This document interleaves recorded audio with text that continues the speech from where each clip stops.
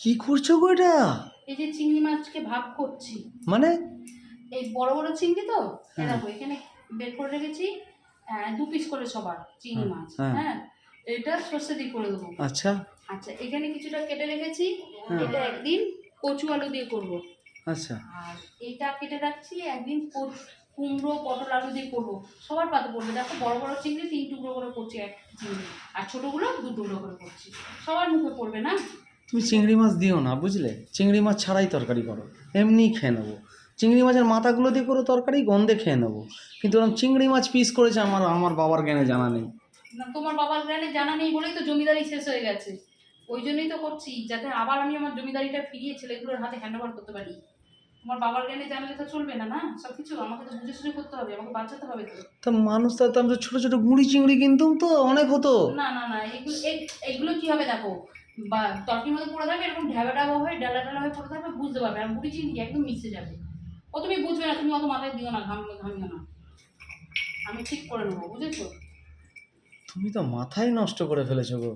হ্যাঁ, চিন্তা ভাবনা করতে করতে। সত্যি বলছি, তোমার যে কি হবে। আর কি হবে? আজ নয় এত চিন্তা ভাবনা করছো, আর কদিন পর যখন তোমার বয়স হয়ে যাবে তখন তোমার কি হবে? এই চুপ করো তো, মনটা আমার এখনো সবুজ, বেশি জানি। চুপ করো। মন অবশ্যই সবুজ রাখো, সেটা নিয়ে কোনো কথা নেই, কিন্তু আমার কাছে কথা হচ্ছে চিংড়ি মাছও পিস করছো। হ্যাঁ, ভগবান, এরকম ভাবেই খেতে হবে। তুমি মাথাগুলো আলাদা বাজার করতে। দর জানো কত? বাজার দর শোনো না, বুঝবে কি? তুমি মাছের প্রথমে দিয়ে দাও, হাত পা তুলে দাও, তো গোটা মাছটা তো আমাকে চালাতে হয়, বেশি কথা বলে। আমি বলি শোনো না, একটা কথা একদম সোজা সাপটা সহজ কথা বলবো। কি?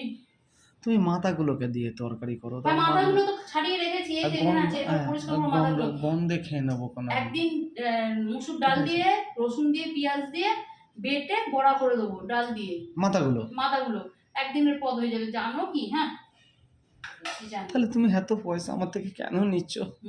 চালিয়ে দেখো না, এত পয়সা কেন নিচ্ছি। মাছের সাথে তুমি হাত পাতো, আমাকে কিছু দাও। তোমার জন্যই হচ্ছে এই অবস্থা আমার। চলো ছাড়ো, যাও। থাক, তবু তো এটাই বললে, এটাও আমি শান্তি পেলাম, মনে খুশি হলাম, আনন্দ হলাম।